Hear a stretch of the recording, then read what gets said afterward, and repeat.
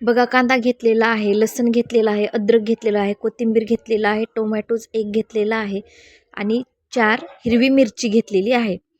तर तुम्ही आजपर्यंत वेगळ्या वेगळ्या भाज्या पाहिल्या असाल सोयाबीनच्या, वेगळे वेगळे पदार्थ पाहिले असतील सोयाबीनचे, पण ही एक वेगळी रेसिपी तुमच्यापुढे मी घेऊन आलेली आहे.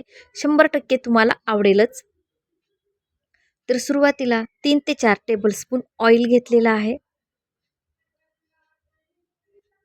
आणि त्यानंतर मोहरी मी टाकत आहे. मोहरी छान व्यवस्थित कडकडू देऊयात. मोहरी छान कडकडली आहे बघा.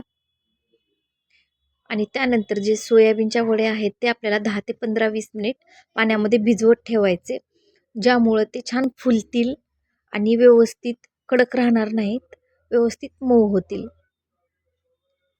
त्यानंतर कांदा टाकणार आहे मी. तर इथं मोठा एक कांदा व्यवस्थित बारीक कट केलेला आहे. तर ब्राऊन होजेपर्यंत आपल्याला व्यवस्थित परतून घ्यायचा आहे.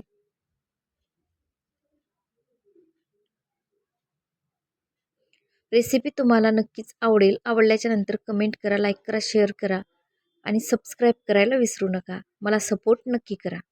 मस्त ब्राऊन कलर झालेला आहे. तर त्यानंतर इथं अद्रक, लसण, कोथिंबीरचं पेस्ट टाकून व्यवस्थित आपण फ्राय करून घेऊयात.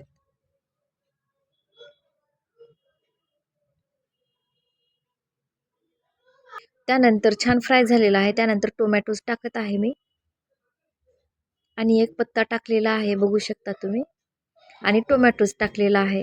व्यवस्थित फ्राय करून घेऊयात, ज्यामुळं छान स्मेल पण येईल आणि छान तळल्या जाईल. त्यानंतर आपल्याला टोमॅटो टाकल्याच्या नंतर मीठ टाकून घ्यायचे, ज्यामुळं टोमॅटोचं पाणी सुटून व्यवस्थित आणखी मसाले आपले भाजले जातील.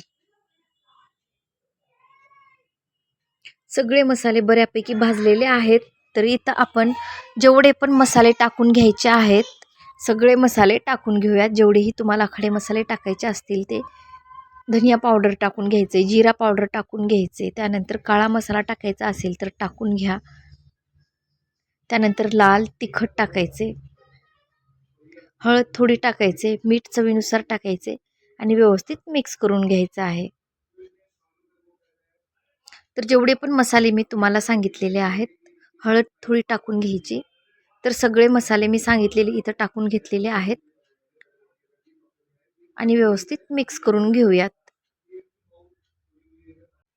तुम्ही याआधी सोयाबीनचे कबाब खाल्ले असतील, याआधी सोयाबीनचे भज्जे किंवा भाजी खाल्ली असेल, पण ही रेसिपी करून पहा, नक्कीच तुम्हाला आवडेल. यामध्ये थोडे शेंगदाणे टाकून घ्यायचे आहेत. तर व्यवस्थित मी भाजून घेतलेले आहेत.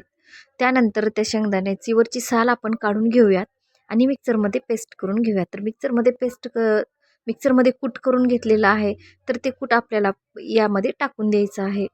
व्यवस्थित मिक्स करून घेऊयात. तेल जर कमी वाटत असेल तर तेल थोडं टाकून घेऊ शकता. बघा, छान मिक्स केलेला आहे. खडा मसाला वगैरे मी काही इथं टाकलेला नाही आहे. काळा मसाला थोडा टाकलेला आहे आणि सांगितले तेवढे मसाले मी टाकून घेतलेले आहेत. तर छान स्मेल येत आहे. मस्त मसाले पण आपले छान शिजलेले आहेत. तर यानंतर जे आपण सोयाबीन भिजवलेलं होतं, हे बघा, दाखवते तुम्हाला. छान भिजलेलं आहे. हे बघा, अशा पद्धतीनं पाहिजे. अशा पद्धतीनं फुललेलं पाहिजे. 10 ते 15 मिनिटात ते फुलून जातं. जर तुम्हाला म्हणजे तुम्ही जर भिजवत ठेवलं नसेल, तर तुम्ही ना कमी आचेवर गॅसवर पाणी टाकून ठेवू शकता. 2 ते 3 मिनिटामध्ये उकळी आले की लगेच हे फुलून जातं. व्यवस्थित मिक्स करून घेऊयात. प्रत्येक सोयाबीनला आपला मसाला लागला पाहिजे, तर व्यवस्थित मिक्स करून घ्या.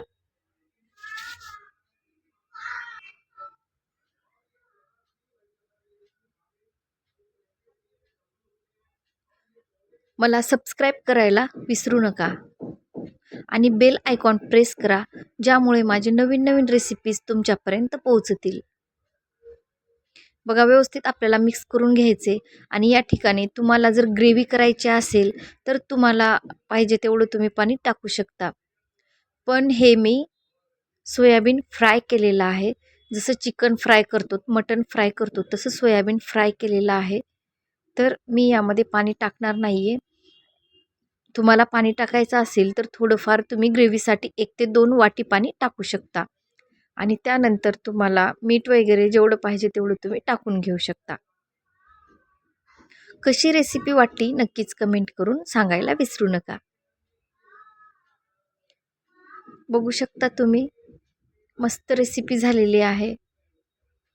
पोळीसोबत, चपातीसोबत, भाकरीसोबत, भातासोबत तुम्ही खाऊ शकता.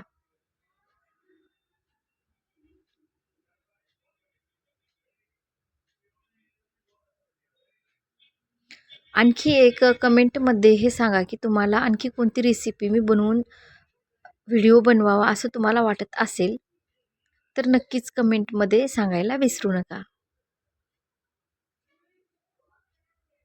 बघू शकता तुम्ही किती छान भाजी झालेली आहे. नक्कीच करा आणि खाल्ल्यानंतर कमेंट करून सांगायला विसरू नका. यानंतर आपण यावरती थोडीशी कोथिंबीर टाकून घेऊयात. तुम्हाला जर कसुरी मेथी आवडत असेल तर ते पण क्रश करून तुम्ही वरी टाकून घ्या आणि मस्त सर्व करून घ्या.